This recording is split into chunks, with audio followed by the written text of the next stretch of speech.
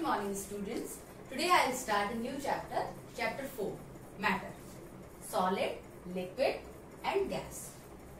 So students, आज हम लोग इस चैप्टर का एक बेसिक इंट्रोडक्शन पढ़ेंगे और कल से हम लोग इस चैप्टर को डिटेल में पढ़ेंगे। वैसे ये चैप्टर आपके लिए नया नहीं है क्योंकि प्रीवियस क्लासेस में आप लोग इस चैप्टर को अच्छे से पढ़ चुके हैं, राइट? तो आज हम लोग देखेंगे जो टॉपिक्स हम लोग इस चैप्टर में करेंगे वो कुछ इस तरीके से हैं। First topic is matter is made up of particles, right? Matter जो होता है वो पार्टिकल से मिलकर बनता है। तो सबसे पहले बात आती है व्हाट इज मैटर, ठीक है? एक रिवीजन हम लोग कर लेते हैं, हालांकि आप सभी को पता है मगर एक छोटा सा रिवीजन करते हैं कि मैटर क्या होता है। Matter is anything that occupies space and has mass, right? Everything in this world including plants, animals, human beings, air, water, rocks, soil, plastic,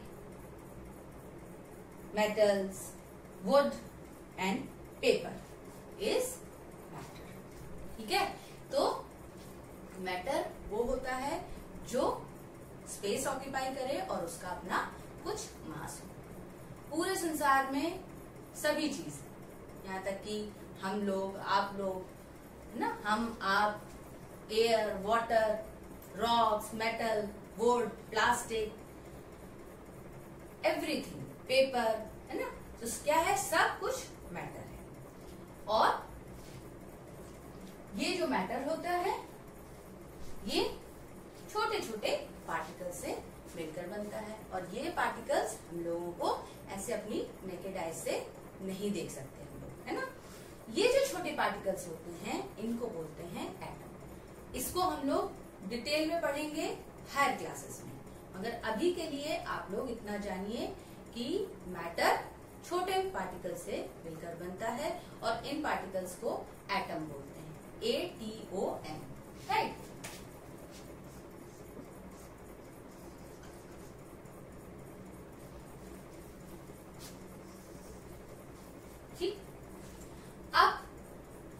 जो दूसरा पॉइंट हम लोग डिस्कस करेंगे वो है properties of particles of matter, ठीक है?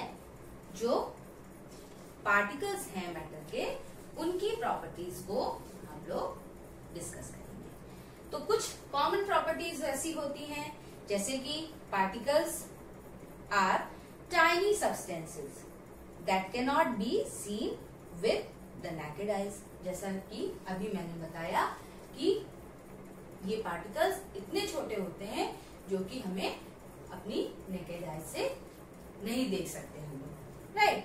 इसी तरीके से जो डिफरेंट सब्सटेंसेस होते हैं पार्टिकल्स के, उनकी डिफरेंट शेप, साइज और मास होता है। इसी तरीके से particles in different substances are arranged differently, ठीक है? तो सबसे पहली प्रॉपर्टी क्या है कि हम लोग जो पार्टिकल्स होते हैं उनको नेकेड आई से नहीं देख सकते। दूसरी बात क्या है कि इन पार्टिकल्स का जो अरेंजमेंट होता है वो डिफरेंट सब्सटेंसेस में डिफरेंट तरीके से होता है। और इसी तरीके से थर्ड प्रॉपर्टी क्या है कि इन पार्टिकल्स का जो शेप और साइज होता है, मास होता है, वो डिफरेंट सब्सटेंसेस में अलग अलग होता है, ठीक है? अब arrangement of particles in solids, liquids and gases. We have learned that matter exists in three basic states. हम लोग पहले पढ़ चुके हैं कि मैटर की तीन बेसिक स्टेट्स होती हैं। मैटर तीन बेसिक स्टेट्स में एग्जिस्ट करता है, ठीक है? एग्जिस्ट करता है तीन बेसिक स्टेट्स में। कौन कौन सी? सॉलिड्स, लिक्विड्स और गैसेस, ठीक? इसके बाद हम लोग इनकी प्रॉपर्टीज पढ़ेंगे, इन स्टेट्स की डिफरेंट प्रॉपर्टीज पढ़ेंगे। क्या प्रॉपर्टीज पढ़ेंगे? जैसे कंप्रेसिबिलिटी के बारे में पढ़ेंगे, अरेंजमेंट पढ़ेंगे पार्टिकल्स का, ठीक है। इसी तरीके से डिफरेंट शेप, साइज, मास के बारे में पढ़ेंगे, वॉल्यूम के बारे में पढ़ेंगे, राइट। तो ये कुछ प्रॉपर्टीज पढ़ेंगे डिफरेंट स्टेट्स की। इसके बाद जो नेक्स्ट पॉइंट है वो है सॉल्यूशंस, ठीक है। तो सॉल्यूशन क्या होता है? सॉल्यूशन कुछ कंपोनेंट्स का या कुछ सब्सटेंसेस का मिक्सचर होता है, ठीक है।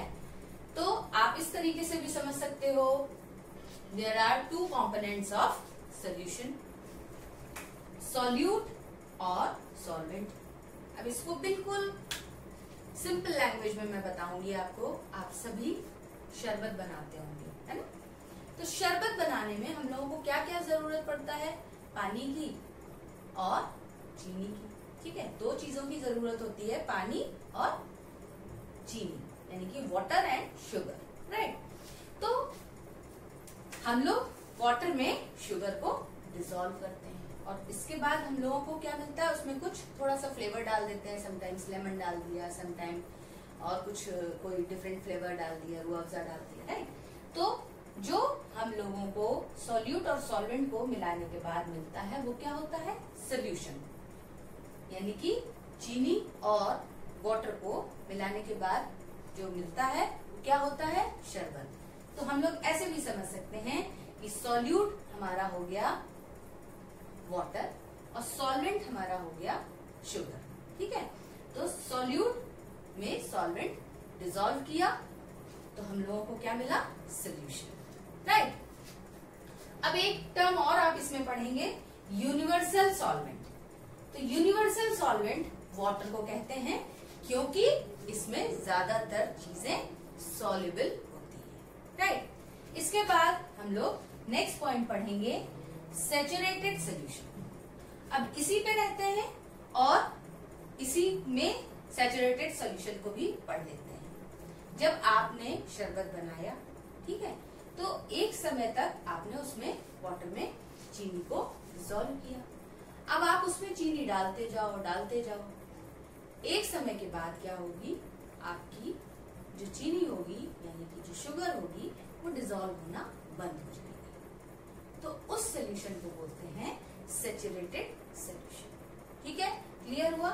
इसके बाद हम लोग जो नेक्स्ट पॉइंट पढ़ेंगे वो है टाइप्स ऑफ सॉल्यूशंस। तो इसमें डिफरेंट टाइप्स ऑफ सॉल्यूशन पढ़ेंगे, लिक्विड सॉल्यूशन और liquid gas solution. Last point इस चैप्टर का हम लोग पढ़ेंगे फिजिकल एंड केमिकल चेंजेस, ठीक है।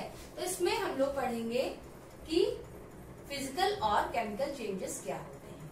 फॉर एग्जाम्पल, हम लोग एक पेपर को टीयर कर दें, फाड़ दें, ठीक है। तो वो पेपर फटने के बाद क्या हुआ? पेपर ही तो रहा, है ना, कुछ और तो नहीं हुआ। तो यानी कि ये चेंज कैसा हुआ? Physical change. इसी तरीके से एक एग्जाम्पल और हम लोग लेते हैं। आप लोग वाटर को लेते हो और उसे फ्रीजर में डाल देते हो और वो क्या चेंज हो जाता है? उसमें आइस में चेंज हो जाता है, राइट। तो ये वाटर से आइस में चेंज होना, ये क्या हुआ? फिजिकल चेंज हुआ। यानी कि अगर हम आइस को मेल्ट करें, गर्म करें, तो क्या हो जाएगा? वो फिर से वाटर में चेंज हो जाएगा, ठीक है। तो ये कैसा चेंज हुआ? फिजिकल चेंज हुआ। ऐसा चेंज जब कोई सब्सटेंस की प्रॉपर्टीज नहीं चेंज होती है, ठीक है, वो रिवर्सिबल हो सके, ठीक है। यानी कि जब कोई भी चेंज रिवर्स हो सके, वापस से अपनी पोजीशन में आ सके, तो ऐसे चेंजेस को क्या बोलते हैं? फिजिकल चेंजेस बोलते हैं, ठीक है। अब इसको एक और चेंज के नाम से भी बोलते हैं, फिजिकल चेंज, रिवर्सिबल चेंज और टेम्परेरी चेंज, राइट। अब हम लोग बात करेंगे केमिकल चेंज की। तो केमिकल चेंज का मतलब होता है इरिवर्सिबल चेंज और परमानेंट चेंज। अगर हम लोग खाना बनाते हैं, ठीक है, तो कच्चा खाना क्या हो जाता है? पक जाता है और वो क्या हो जाता है? कुक हो गया। तो वो वापस से रिवर्स नहीं हो सकता, ठीक है। इसी तरीके से अगर पेपर को हम लोग बर्न कर दें तो वो पेपर किस में चेंज हो जाएगा, ऐश में चेंज हो जाएगा, यानी कि राख बन जाएगा और वो राख से वापस पेपर नहीं बन सकता। इसी तरीके से अगर कच्चा फ्रूट है कोई, है ना, रॉ फ्रूट है और वो फ्रूट राइप हो गया यानी कि पक गया, तो वो कैसा हो गया, पक गया, तो वो क्या पका हुआ आम कच्चे आम में बदल सकता है, नहीं बदल सकता। तो बेटा ये जो चेंजेस होता है, ये इस तरीके के जो चेंजेस होते हैं उन्हें केमिकल चेंजेस कहते हैं या इरिवर्सिबल चेंजेस, और we can say permanent changes, right. तो स्टूडेंट्स कल से हम लोग इस पूरे चैप्टर को डिटेल में पढ़ेंगे। आज आप लोग इस चैप्टर को एटलीस्ट 2 टाइम रीड करेंगे बुक से, ताकि आपको कल इजीली समझ में आए। Thank you.